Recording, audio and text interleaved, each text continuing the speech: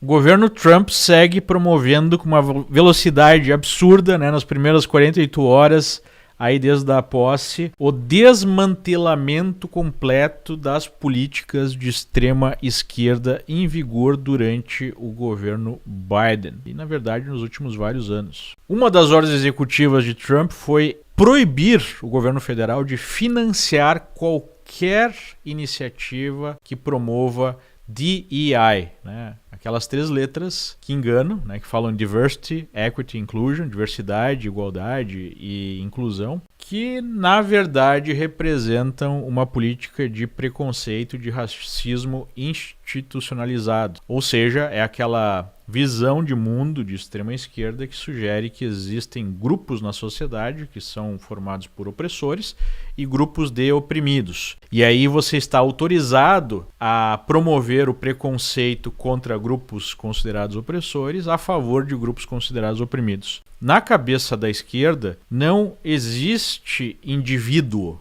Você só tem um valor na sociedade como integrante de um grupo, de um coletivo. Por isso que a gente se refere muitas vezes ao marxismo como uma espécie de coletivismo, negando os direitos humanos mais básicos, que é o direito de você ser tratado como um indivíduo e não como integrante de um grupo, né?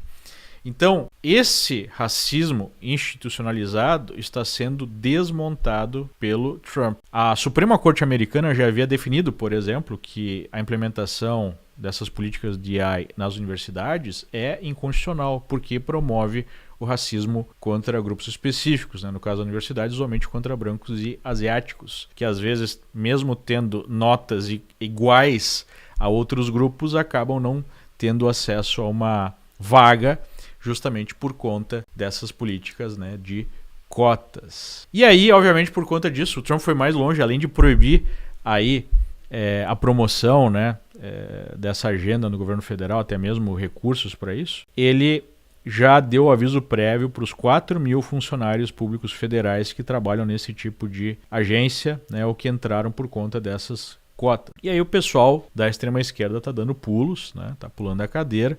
No Brasil é a mesma coisa, na militante redação lá da Lula News, que é ocupada por ideólogos, por pessoas de esquerda, já falam que isso, né, é um ataque, usando outros termos. Vamos dar uma olhada aí no vídeo, em 2 vídeos, para comentar o que esse pessoal está falando. Esse é dos aspectos mais preocupantes, eu acho mesmo, assustadores dessa volta de Trump. Assustador, meu Deus do céu. Para a Casa Branca. Quer dizer, tem uma vingança aí em relação a políticas. Vingança? Por que o Trump iria se vingar dessa política? Claramente foram resultado de uma análise depois de muitos anos, de muito tempo, em que ficou claro que há minorias que têm menos oportunidades na sociedade americana, como em qualquer sociedade no mundo, do que outras. Quer dizer, então... Não é uma longa análise. O que ele está se referindo é o aparelhamento das faculdades por extremistas de esquerda que repaginaram a visão marxista do mundo, em que os proletários, né, que seriam os oprimidos, foram substituídos por certos grupos específicos, o que a gente chama de identitarismo. Então, negros seriam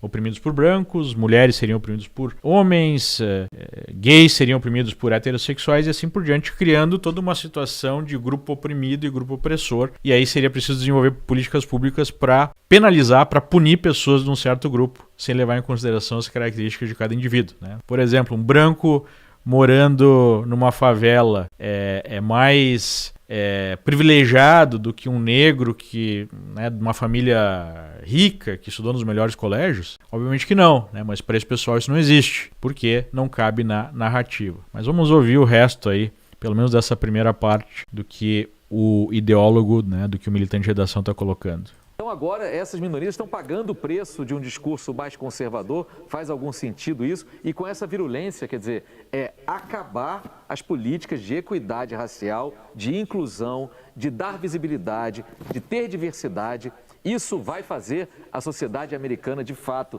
melhorar? Isso vai melhorar a economia dos Estados Unidos? Não. Isso atende a uma parcela... Sim, isso vai melhorar a economia, a própria sociedade americana e a sociedade global por um motivo muito simples. Uma sociedade, ela só funciona com base numa estrutura hierárquica de competência. Em outras palavras, você precisa ter as melhores pessoas nos postos de comando, seja no setor público, seja no setor privado. E o que precisa existir é um aparato legal que garanta que não haverá preconceito contra ninguém na busca pelos melhores.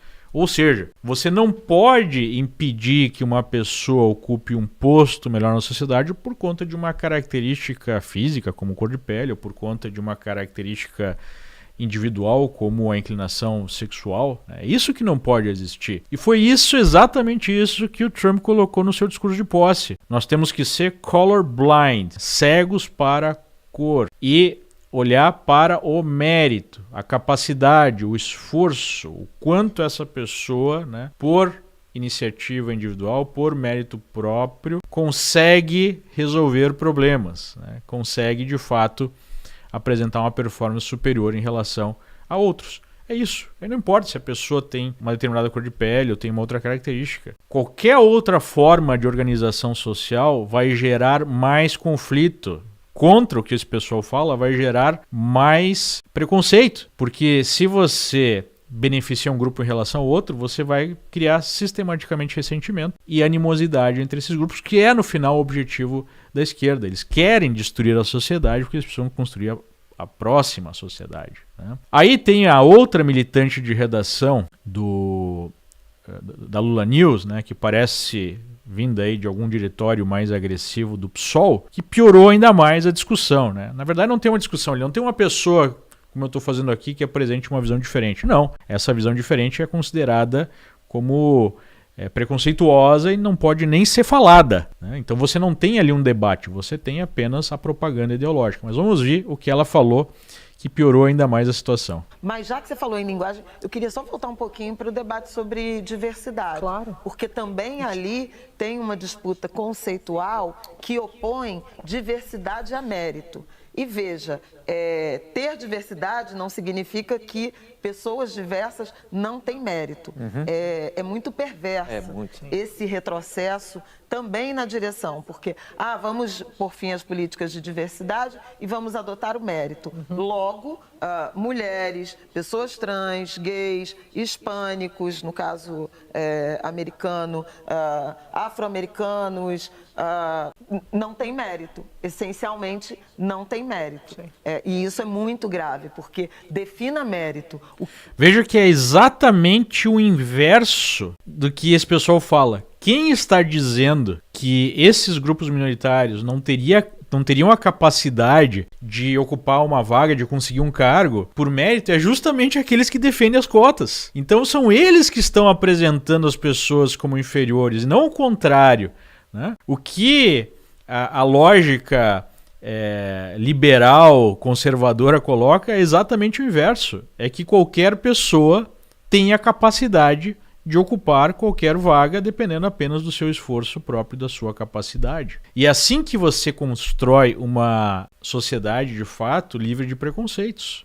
Não através da imposição, através até mesmo da força estatal, e isso se espalhou no meio privado, mas se percebeu que não funciona, que você tem que ter X pessoas de determinada característica em determinada vaga. Até porque as pessoas são diferentes. Começar por homens e mulheres, têm interesses diferentes, têm objetivos diferentes, têm capacidades diferentes para algumas coisas e para outras coisas, né? Para algumas coisas mulheres costumam ser melhor, para outras coisas homens costumam ser melhor. Por exemplo, né, aqui numa discussão nos Estados Unidos em relação ao serviço militar, é óbvio, né, por características físicas, que o homem na média é muito mais forte do que uma mulher na média. Então você vai colocar numa função de combate lá na frente de batalha uma mulher que tem uma capacidade física menor do que um homem, isso vai gerar um resultado negativo para a pessoa que está lá, porque ela vai ter maior chance de ser alvejada, por exemplo, de morrer, né, em combate, e vai gerar menor capacidade desse exército vencer a própria guerra. Então, para gerar uma sociedade que funcione, que não produza tensões, né, que vai alcançar o avanço ao longo do tempo, você tem que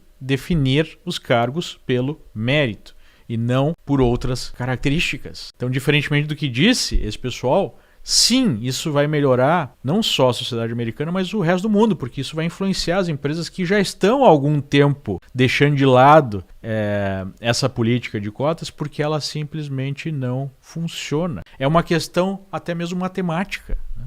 Se você tem que preencher um cargo e você tem 100 candidatos e não tem nenhuma restrição em relação a qualquer característica, é óbvio que você vai ter uma chance maior para selecionar a melhor pessoa do que se você tiver 20 candidatos, que é o que vai acabar acontecendo se você tiver que restringir aquela vaga a um grupo específico, né? Porque o número de pessoas é menor, então a chance de ter uma pessoa melhor ali diminui. É simples como isso, mas esse pessoal quer impor a sua agenda ao resto da sociedade, que não faz sentido. Não faz sentido nem mesmo para esses grupos. Uma boa parte dessas consideradas minorias já perceberam essa falácia da esquerda. Tanto é que o próprio Donald Trump atingiu votações históricas entre grupos que costumavam votar na esquerda, como negros e hispânicos. Ele até agradeceu a esse voto no seu discurso. As pessoas querem ter a liberdade de alcançar o sucesso por esforço próprio, por mérito individual, e não por uma questão de cotas ou outros subterfúgios que acabam sendo ruins para essas pessoas e para a sociedade como um todo. Cada vez mais gente está percebendo isso.